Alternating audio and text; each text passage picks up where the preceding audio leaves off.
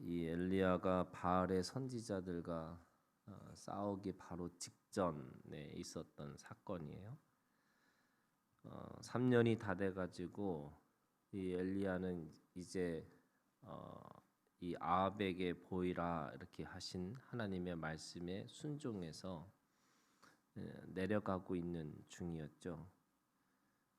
그러는 중에 아합이 자기 왕궁 맡은 자 오바댜라고, 이 오바댜는 우리 성경에 있는 이 선지자가 아니고요.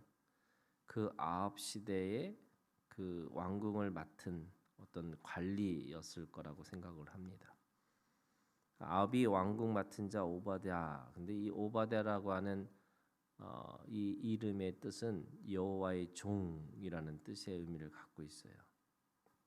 그래서 그 오바댜의 이 오늘 믿음에 대한 이야기를 지금 하고 있는 거죠. 3절에 있는 말씀에 보면 오바댜는 여호와를 지극히 경외하는 자라 이렇게 얘기하고 있습니다. 여호와를 지극히 경외하는 자, 그러니까 하나님을 두려워하고 또 하나님에 대해서 그 말씀에 대해서 복종하고 순종하는 사람이라고 할 수 있죠. 그런 사람이 이 아합이라고 하는 북이스라엘에서 가장 극악무도한 이 아합과 이세벨의 밑에서 일을 하고 있는 사람이라고 할 수 있어요. 참 이게 아이러니죠. 가장 하나님을 경외하지 않고 그 역사 속에서 가장 극악무도한 아합과 이세벨의 밑에서 그 왕궁을 맡은 자로 있다 이렇게 이야기하고 있습니다. 그러니까 우리는 꼭 하나님의 사람은 반드시 그 하나님의 사람들과 그 사람들과 함께 살아가는 것이 아니고요. 그 가장 극악무도한 그 죄 가운데 살아내는 사람들이 하나님의 사람이라고 하는 것을 알아야 되는 겁니다. 하나님이 왜 이스라엘 백성들에게 가나안 땅에 살게 하셨을까? 지금 우리가 이스라엘에서 이 하마스하고 이 이스라엘 사람들하고 전쟁을 하는 것을 보잖아요. 거기다가 시리아도 이란도 또 미국도 그 전쟁에 참여하려고 하는 그런 것들이 있어요. 그러니까 왜 하나님은 그런 그렇게 그 가나안 땅에 들어가서 그 가나안 땅에 하나님의 나라를 세우려고 했을까? 성경에 보면은 그 노아가 그 자신의 치부를 본 그 함에 대해서 저주를 하는 게 아니고 그 가나안 그 아들에 대해서 저주를 해요. 그래서 그 가나안 부족이 그 가나안의 주인으로 살아가는 거죠. 근데 몇 대가 흐르고 나서 아브라함에게서 하나님이 본토 친척 아비집을 떠나서 가나안 땅으로 들어가라 이렇게 얘기하세요. 근데 거기는 7부족 또는 8부족 그 부족들의 죄가 관영하다 이렇게 표현하고 있어요. 그리고 그 부족들의 죄가 너무나 크기 때문에 그 여호수아에게 그 들어갈 때 진멸 전쟁을 하라 이렇게 얘기하는 거죠. 그 왜 가나안 땅이었을까? 사실 가나안 땅은 젖과 꿀이 흐르는 땅이라고 말하지만 오늘 말씀해 보면은 비가 오지 않으면 이 지중해에서 구름이 와가지고 그 구름이 비가 되지 않으면 절대로 이 농사를 지을 수 없는 땅인 거예요. 그러면 왜 하나님은 이 가나안 땅에 들어가서 그 저주받은, 그죠? 그 노아의 아들의 그 또 아들애를 통해서 저주를 했던 그 땅에 들어가서 살게 하셨을까? 기독교는요, 죄 안에 들어와서 그 죄에서 예수 그리스도의 그 복음을 통해서 죄를 풀어주는 일을 하는 거예요. 그게 예수님이 하셨던 일이고, 그게 예수를 믿는 그리스도인들의 이야기인 거예요. 어떤 사람이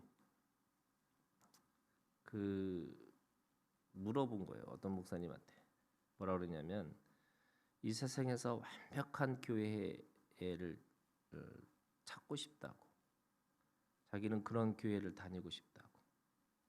그랬더니 그분이 한 얘기가, 이 세상에는 완벽한 교회도 없고 완벽한 교회가 있다 할지라도 당신이 들어가는 순간에 그 교회는 완벽할 수 없다, 이렇게 얘기하는 거죠.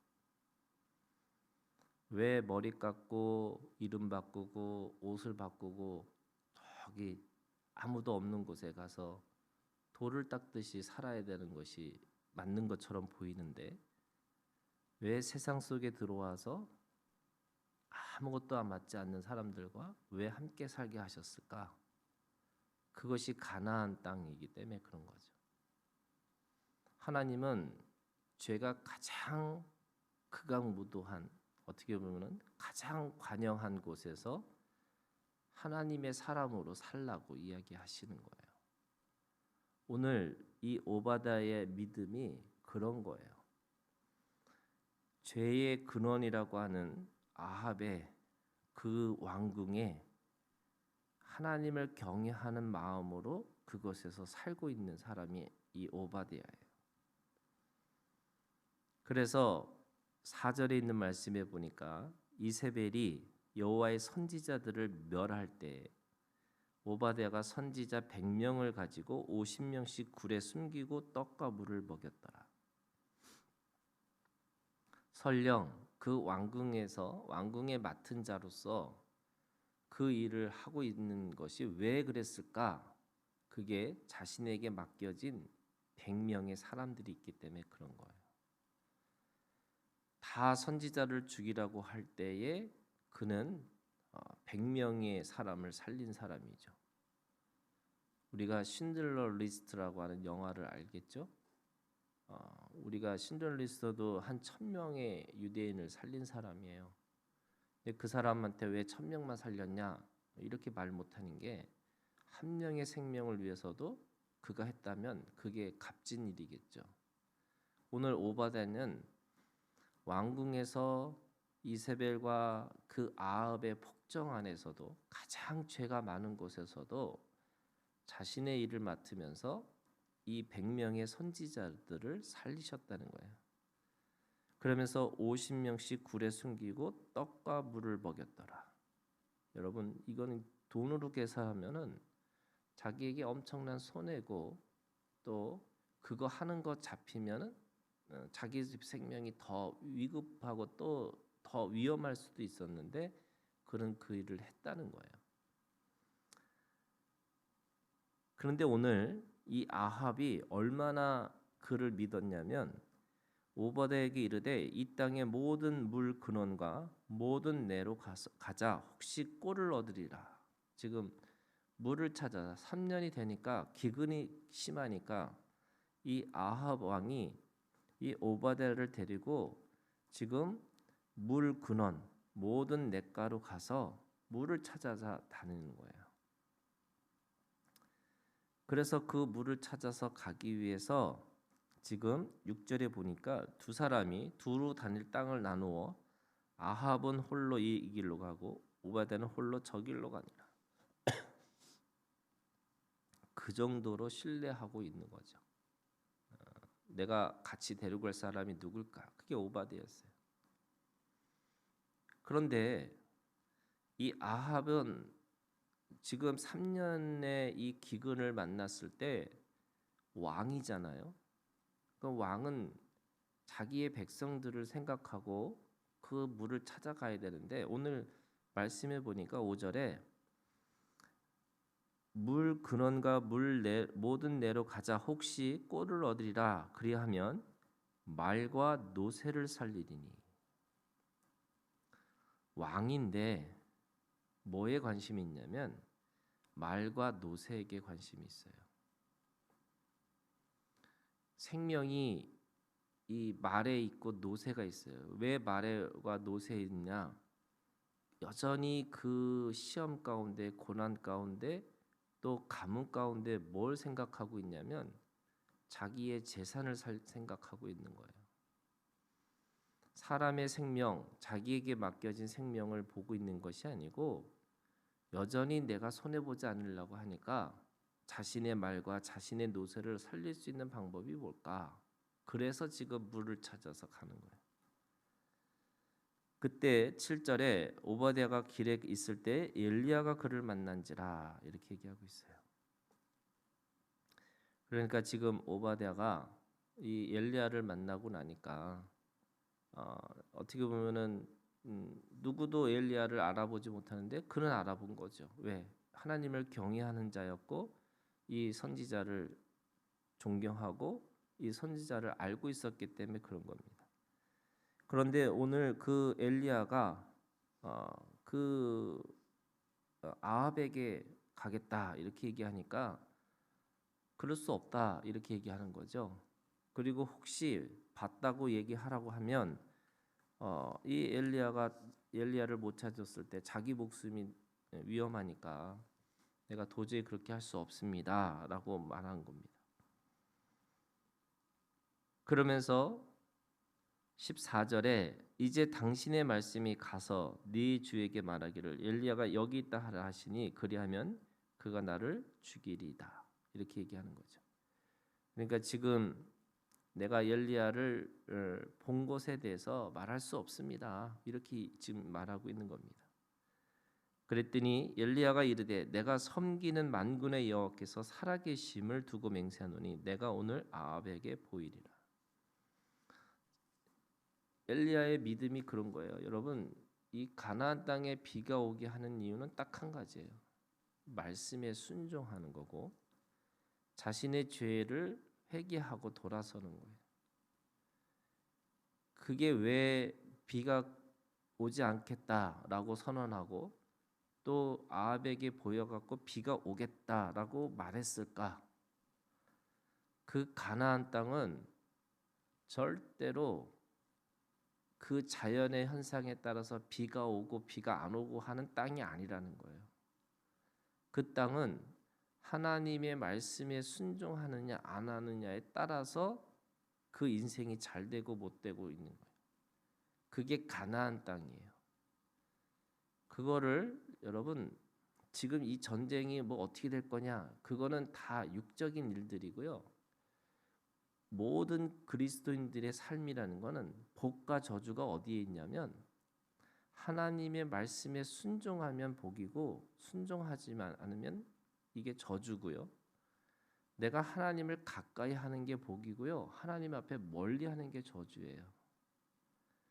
근데 사람들은 뭘 생각하고 있냐면 여전히 그 안에서 자신이 뭔가를 잘 돼야지만 내가 복이 있다 이렇게 생각을 하는 거죠. 근데 하나님은 뭐라고 말씀하시냐면 결국에는 자기에게 맡겨진 그 생명을 위해서 산다는 게 뭐냐? 하나님의 말씀에 정확하게 복종하고 순종해서 그 말씀에 따라서 살아야 된다고 말씀하시는 거예요. 그것이 설령 이 엘리야처럼 그것이 아합에게 보이고 그 아합에게 쫓기는 인생이 된다 할지라도요.